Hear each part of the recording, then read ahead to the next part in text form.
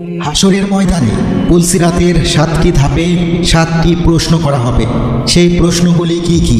প্রশ্নের উত্তর দেওয়ার পর ওপারে কে আমাদের জন্য অপেক্ষা করবেন, তারপর ফেরেশতারা আমাদের সঙ্গে কি করবেন। আপনারা যদি এই 7টি প্রশ্ন জানেন তাহলে আমাদের কমেন্টে জানান, আর যদি না জানেন তাহলে ভিডিওটি শেষ পর্যন্ত দেখুন। আরবিতে সিরাত অর্থ পথ বা রাস্তা, যার অর্থ পুলসিরাত হচ্ছে সেই রাস্তা যা জাহান্নামের উপর দিয়ে যায় এবং যা চুলের চেয়েও চিকন, আগুনের চেয়ে গরম এবং তরবারির চেয়েও ধারালো। কিয়ামতের দিন প্রত্যেক মাখলুককে সেই পুল অতিক্রম করতে হবে। যারা জান্নাতবাসী হবে তারা তাদের ঈমান ও আমল অনুযায়ী স্বাচ্ছন্দ্য অথবা কষ্টের সাথে সেতুটি অতিক্রম করে জান্নাতে চলে যাবে, এবং যারা তাদের আমলের কারণে জাহান্নামে থাকবে তারা সেতু থেকে পড়ে গিয়ে জাহান্নামে পতিত হবে। ঈমানদারদের জন্য সেই সেতুটি একটি সুন্দর উপত্যকায় রূপান্তরিত হবে, যেখানে তারা কোনো সমস্যা ছাড়াই অতিক্রম করে জান্নাতের দরজায় পৌঁছে যাবে। ঈমানদারদেরকে তাদের কর্ম অনুযায়ী নূর বা আলো দেওয়া হবে, যার আলোতে তারা সেই পুলের মধ্য দিয়ে পথ নির্ধারণ করবে। তাদের মধ্যে অনেকে প্রবল বাতাসের মতো দৌড়ে পার হয়ে যাবে, তারপর অনেকে হাঁটুতে ভর দিয়ে পার হবে এবং অনেকে হামাগুড়ি দিয়ে পার হবে। নবী করিম সাল্লাল্লাহু আলাইহি ওয়াসাল্লাম বলেন, আমি এক রাতে এক অদ্ভুত দৃশ্য দেখেছি। আমি দেখেছি আমার উম্মতের মধ্য হতে একজন পুলসিরাতের উপর বুকের উপর ভর দিয়ে টেনে টেনে পার হচ্ছিল এবং কখনো হাঁটুর উপর ভর দিয়ে চলতে থাকে। এমন সময় তার কাছে সেই দরুদ পেশ করা হলো যা দুনিয়াতে আমার জন্য পাঠ করছিল। সেই দরুদের ফজিলতের কারণে সে উঠে দাঁড়াতে সক্ষম হয় এবং দ্রুত পুলসিরাত পার করতে পারে। আখিরাতের সময় অনুযায়ী পুলসিরাতের দূরত্ব 3000 বছর। এক রিওয়ায়াতে বলা হয়েছে যে জাহান্নামে 7টি পুল রয়েছে, প্রত্যেক পুলের মাঝে দূরত্ব 70 বছরের সমান এবং প্রতিটি পুল তলোয়ারের মতো ধারালো। এর উপর দিয়ে অতিক্রমকারী দলগুলোর মধ্যে প্রথম দলটি চোখের পলকে পার হয়ে যাবে, দ্বিতীয় দলটি বিদ্যুতের মতো পার হয়ে যাবে, তৃতীয় দল ঝড়ো বাতাসের মতো পার হয়ে যাবে, চতুর্থ দল পাখির গতিতে পার হয়ে যাবে, পঞ্চম দল ঘোড়ার মতো পার হয়ে যাবে, ষষ্ঠ দল দৌড়ে চলা মানুষের মতো পার হয়ে যাবে, সপ্তম দলটি পথচারীর মতো পায়ে হেঁটে পার হয়ে যাবে। তাদের সবার শেষে একটা দল অবশিষ্ট থাকবে। যখন তাদেরকে যেতে দেওয়া হবে তারা পুলসিরাতের উপর তাদের পা রাখবে, কিন্তু তাদের পা কাঁপতে শুরু করবে, তাই তারা হাঁটু গেড়ে বসে পড়বে।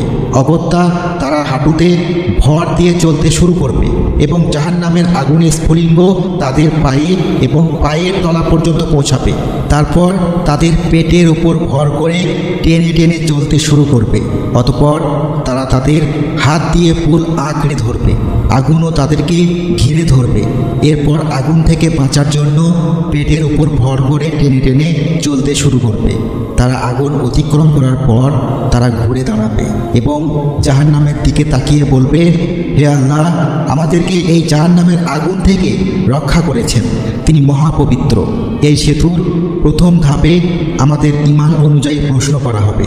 আমাদেরকে ঈমানের আরকান সম্পর্কে জিজ্ঞাসা করা হবে, যার মধ্যে আল্লাহর প্রতি ঈমান, ফেরেশতাদের প্রতি ঈমান, পবিত্র গ্রন্থের প্রতি ঈমান, সকল নবী রাসূলের প্রতি ঈমান, আখিরাতের উপর ঈমান এবং ভালো মন্দ ভাগ্যে বিশ্বাস।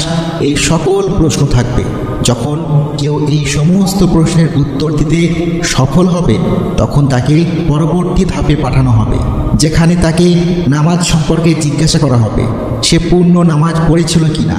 যারা তাদের নামাজ সঠিকভাবে আদায় করবে তাদের নামাজ তাদের জন্য একটি নূর হয়ে যাবে, যারা তাদেরকে পরবর্তী ধাপের পথ দেখাবে। অতঃপর তৃতীয় ধাপে তাদের জাকাত সম্পর্কে জিজ্ঞাসা করা হবে। যারা সবসময় সঠিকভাবে জাকাত আদায় করেছে তারা এই ধাপ থেকে পরবর্তী ধাপে একটি ঠান্ডা ঝোড়ো বাতাসের মতো পৌঁছাবে, যেখানে চতুর্থ ধাপে তাদেরকে রমজানের রোজা সম্পর্কে প্রশ্ন করা হবে, যেখানে রোজা রাখা এবং কোরআন তেলাওয়াত সেই ব্যক্তিকে সাহায্য করবে। এবং একটি রিওয়ায়াত অনুসারে রাসূলুল্লাহ সাল্লাল্লাহু আলাইহি ওয়াসাল্লাম বলেছেন যে সে সময় রোজা বলবে, হে আল্লাহ, আমার কারণে এই ব্যক্তি সারাদিন ক্ষুধার্ত ও তৃষ্ণার্ত ছিল, এবং নিজেকে নফসের কামনা বাসনা থেকে বিরত রাখত, একে ক্ষমা করে দিন। কোরআন বলবে যে সে আমার তিলাওয়াতের কারণে রাতে ঘুমায়নি, তাকে ক্ষমা করুন। এবং অতঃপর আল্লাহ তাআলা তাকে ক্ষমা করবেন এবং তাকে পরবর্তী ধাপে অর্থাৎ পঞ্চম ধাপে পাঠাবেন, যেখানে তাকে হজ সম্পর্কে জিজ্ঞাসা করা হবে। এবং এই ধাপে সফল হওয়ার জন্য শারীরিক ও আর্থিকভাবে সক্ষম প্রত্যেক মুসলমানের তার জীবনে অন্তত একবার হজ করা উচিত। এখানে সফল হলে তাকে পরবর্তী ধাপ অর্থাৎ ষষ্ঠ স্থানে পাঠানো হবে। ষষ্ঠ ধাপে তাকে ওযু ও গোসল সম্পর্কে জিজ্ঞাসা করা হবে। ওযুর মাধ্যমে একজন ব্যক্তি পরিষ্কার এবং পবিত্রতা হাসিল করে আল্লাহর ইবাদত করার জন্য প্রস্তুত হয়। তাই শিশুদেরকে অল্প বয়সেই ওযু ও গোসল সম্পর্কে শিক্ষা দেওয়া জরুরি, যাতে কিয়ামতের দিন পুলসিরাতের এই ষষ্ঠ ধাপে সফল হয় এবং পরবর্তী ধাপ অর্থাৎ সপ্তম ও শেষ ধাপে পৌঁছাতে পারে।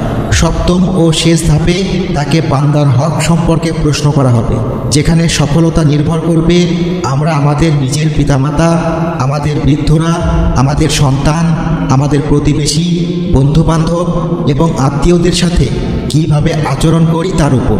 যদি কেউ অন্যের হক নষ্ট করে, যেমন অন্যের ধনসম্পদ আত্মসাৎ করা, চুরি করা, ডাকাতি করা, কাউকে গালি দেওয়া, কারো গীবত করা, তাহলে তার জন্য এই ধাপ অতিক্রম করা খুব কঠিন হবে এবং তারা তা অতিক্রম করতে পারবে না। কিন্তু যারা এই শেষ প্রশ্নেরও সঠিক উত্তর দিয়ে দেবে, তারা সেই স্থানে পৌঁছে যাবে যেখানে হযরত মুহাম্মদ সাল্লাল্লাহু আলাইহি ওয়াসাল্লাম তাদের জন্য অপেক্ষা করতে থাকবেন এবং তাদের স্বাগত জানাবেন, যেখানে তাদের জন্য দুটি পানির ফোয়ারা থাকবে, যার পাশ হিরে জহরত দ্বারা তৈরি করা হয়েছে। তারা একটি ঝর্ণায় গোসল করবে এবং অন্যটি থেকে পানি পান করবে। তারপর তারা জান্নাতের দরজায় পৌঁছে যাবে। জান্নাতের দরজায় ফেরেশতারা সেখানে তাদের স্বাগত জানাতে থাকবে। তারা জান্নাতে পা রাখবে এবং এমন এক অন্তহীন জীবনে প্রবেশ করবে যা কখনো শেষ হবার নয়। আল্লাহ তাআলা আমাদেরকে এমন নেক আমল করার তৌফিক দান করুন, যার ফলে আমাদের পুলসিরাত পার হওয়া সহজ হয়ে যায়। আমিন।